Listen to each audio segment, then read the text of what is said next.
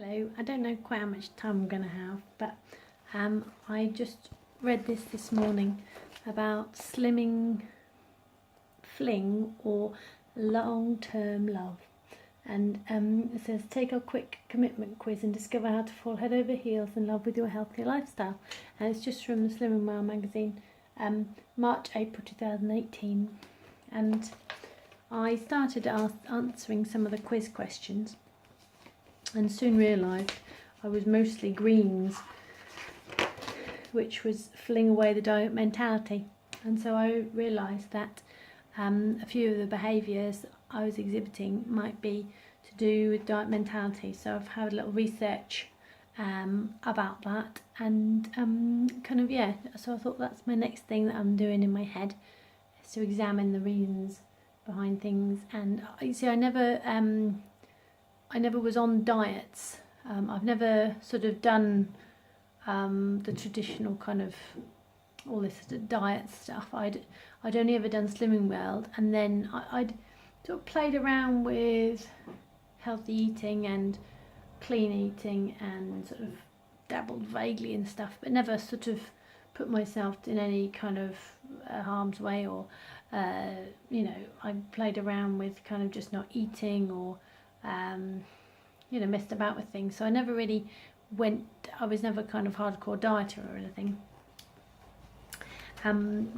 But I'm aware that I may have picked up sort of traits of that along the way anyway, even with just sort of trying out a few bits. I thought I'd examine one of the things. It says one of the first question is, what one thing would make it easier for you to reach your target weight? The blue is believing deep down that you can be a slim person. Green is not having cravings for certain foods, and red, nothing really, you know how to do it when you're in the zone. And I had chosen not having cravings for certain foods, because that would make it easier for me to reach my target weight, because then I wouldn't be kind of interested in eating stuff that wasn't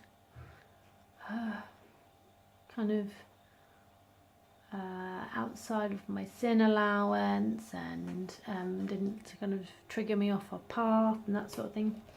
So number 2, which of the scenarios would be your biggest challenge to your motivation? When you go off track and then can't seem to get on plan. A low mood day, so it's green. And blue is a low mood day when you wonder if being slim is really worth it. And red, a busy or stressful phase when you can't plan or cook ahead or fit in Body Magic. And my challenge is often if I go off track and then don't seem to be able to get back on plan, in terms of sometimes I struggle, I find excuses and ways in which, and I know at those points I always have to find ways in which Slimming World works, because it works better than anything else. And you just got to keep making sure that you find ways in which it works rather than ways in which it doesn't, which you've got to invent all sorts of reasons why it doesn't. But 3, you'd get a confidence boost if people were to recognise something fundamental about you that is different, compliment you on being slimmer, and tell you that it is. So red is recognise something fundamental about you that is different. Green was compliment you on being slimmer, and blue was it's all backwards. Tell you that it is possible to achieve your dream weight. See how they get on.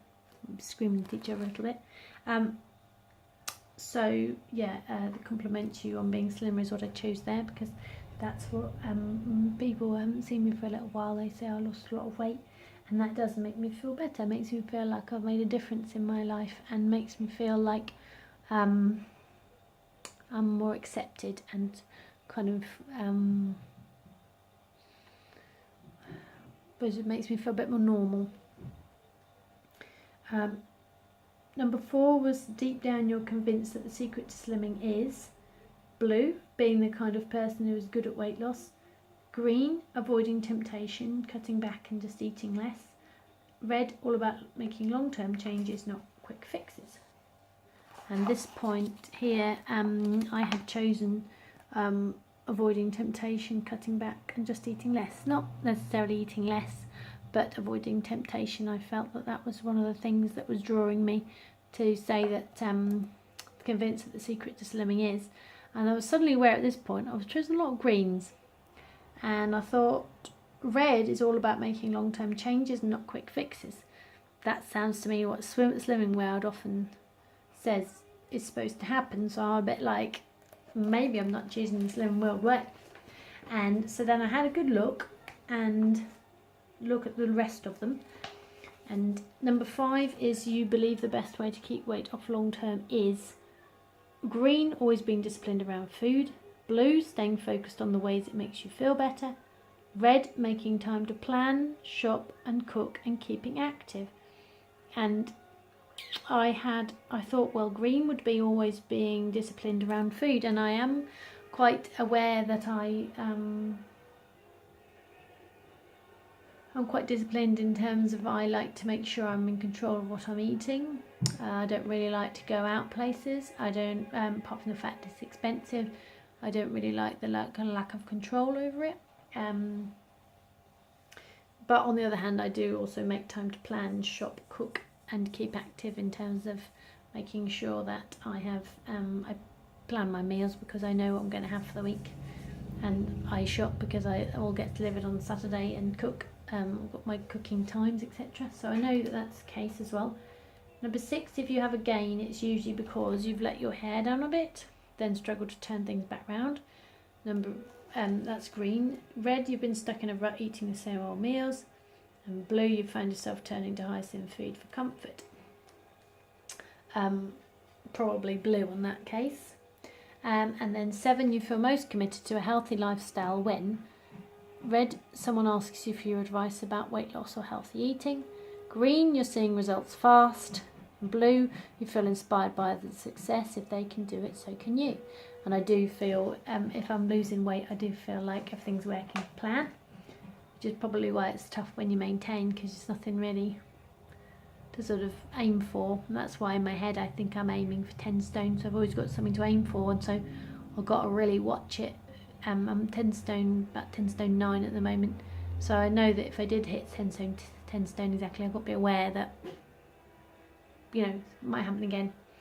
8, when you think about yourself at dream weight, you feel like blue, it's achievable or impossible depending on how you feel at the moment; red, you'll never want to go back to the old you; and green, you just want to get there right now.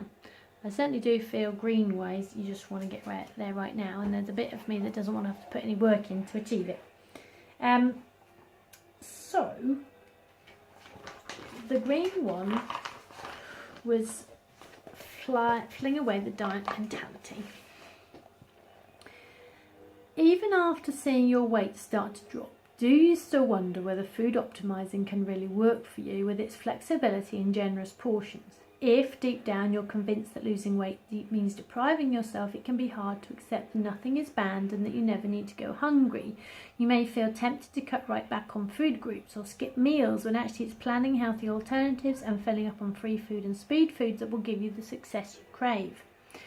Negative slimming experiences can also leave us with an all or nothing mindset, with each minor slip up triggering the what the heck effect that leads to days or weeks off plan. And that's why with Slimming World, nothing is off limits. Start labelling certain foods as banned and it's easy to think you've blown it and thrown the towel completely. Embracing food optimizing fully with all your heart will make it easier to stay on track in the first place, while going to group each week will help you deal with those occasional slip-ups with humour and optimism, and there'll be no stopping you. Your key strategies: stay to group and keep an open mind. Leave your old dieting rules at the door and learn about weight loss from people who've done it, kept it off and enjoyed the journey. Use your sins to plan your favourite treats into each day to stop you from feeling deprived, and be sure to really savour them and enjoy them, no guilt. Think long-term lifestyle changes, not short-term deprivation, and when you focus on what you can't have, eventually you're bound to rebel, and instead focus on what you can have, like making lightened up versions of all your takeaway favourites. A life of eating the food you love and being slim, now that's an idea to fall for. And I think what I've realised is that there's a fine line between deprivation and trigger foods. And although I'd like to eat chocolate and donuts and everything like that, and crisps and everything, in reality, I don't want to eat them because I don't like the after effects of them. I have got quite into having those naked bars, which are just dates and nuts and such, and I find them a far better alternative. They're sweet and they're tasty, but they don't leave me kind of in a cycle. And I think that's where I am at the moment, and that would be under the term of savvy sin. So I feel like I need to push myself to deal with any deprivation I may feel by fixing it with savvy sins. I don't want to go down the route of crisps. I don't want to go down the route of donuts and chocolate. I'm not interested in it. I don't want to do it, and I only want to have savvy sins. I'm not interested in anything else because I know that if I look after myself, then I will be energyful, and I'm not interested in anything that's going to deplete my energy because it's not going to help me. So, and the other thing is in terms of trigger foods, there'll be foods that I eat that I cannot stop at a small portion. So the naked bars, I know I can have one and then that's complete. I know that the other foods that are similar tend to just make me want to eat the whole lot. So I find that their time's up. No, it might be okay. So I'm going to have a little play around with that in my head to think about if there's anything that I'm doing as diet mentality, and am I maximising my food optimizing? Am I depriving myself unnecessarily? Are my thought patterns one of a diet when obviously Slimming World is not a diet? It's a reorganisation of the brain patterns. It's a habitual change. I can have anything I want, and it's up to me to choose which ones I want to have. I'm very comfortable making choices where they're safe choices, which is what savvy sins are all about, safer choices. And I'm comfortable with that. It means then that limits the amount of time I have to worry about whether I'm going to be tempted or not, because I'm not interested. One thing's fascinating, and I don't know if anyone has experienced this, but I had some cooked frozen corn on the cob yesterday for our tea, and we had it tasted like jam donuts. Very weird, but the normal fresh corn on the cob doesn't at all taste like that, but I don't know what it is, but they're frozen and then you cook them and they were so sweet, and I don't know whether it's something to do with the fact that kind of the jam in donuts is made from high fructose corn syrup or something like that, and the fact that the sweetness came from the sweet corn or what, but it was I don't know whether it's the act of eating into it and the kind of texture, but it was very reminiscent of that, and honestly it was very odd. But you see, there's so much more out there in terms of tasty foods, and I think, and that's the other thing as well I found, is those pistachios, those little pistachio nut things in Sainsbury's, and they're 35 grams for a small pack. They do indeed have less than a healthy extra B of pistachio nuts. So there's like 27 or something like that in there. So that was the perfect choice to have for a healthy extra B. Because, I mean, obviously it's not quite enough of a healthy extra B, but it's for a grab and go healthy extra B, a small packet of pistachio nuts were perfect. And you obviously feel like you've had something because there's plenty of them in there to eat. So I'm definitely going to do them in future. So I think just keeping myself aware that it's okay that I'm limiting nutritionally dead foods. I'm okay with that. I'm not interested in having them anymore because they're not nourishing me. Just keep focusing on the savvy sins. But I'm very aware that I am going to be aware of my diet mentality that I seem to have accumulated. So I'm going to work hard at just making sure that I'm not letting that creep in, because I don't want to